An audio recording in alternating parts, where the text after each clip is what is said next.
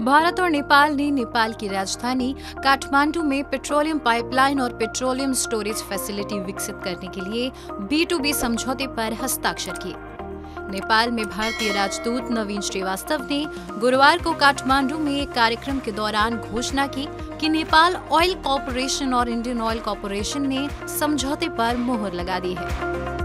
Earlier in the day, the Nepal Oil Corporation has signed a B2B agreement with Indian Oil Corporation for development of new oil pipelines from Siliguri to Chapa in Nepal and from extending the existing oil pipeline between Amlekganj and Chitwan from Amlekganj to Chitwan.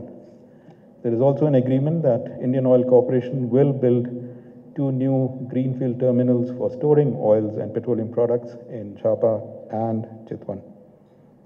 These agreements are a follow-up agreement to the agreement between the two governments, which was done during Prime Minister Prachandaji's visit last year to India. Nepal oil corporation ने executive director doctor Chandrika Prasad Bhatt और Indian oil corporation limited के director Senthil Kumar ने गुरुवार को समझौते पर हस्ताक्षर किए।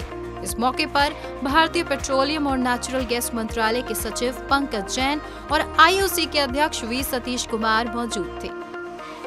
IOC ने अपनी सोशल साइट पर इस समझौते को भारत नेपाल ऊर्जा साझेदारी को एक महत्वपूर्ण मील का पत्थर बताया। B2B फ्रेमवर्क समझौते के मुताबिक भारत की सिलीगुड़ी से झापा के चराली तक 50 किलोमीटर लंबी पेट्रोलियम पाइपलाइन बनाई जाएगी। इसी तरह चराली में 18,900 किलोलीटर का स्मार्ट ग्रीनफील्ड टर्मिनल बनाया जाएगा। भारत सरकार अमलेखगंज से चितवन के लोथार तक 62 किलोमीटर लंबी पेट्रोलियम पाइपलाइन बनाने की परियोजना के लिए ग्रांट देगी। इसी तरह लोथर में भारत सरकार की तकनीकी सहायता से NOC की तरफ से 91,900 किलोलीटर का एक स्मार्ट ग्रीनफील्ड टर्मिनल बनाया जाएगा।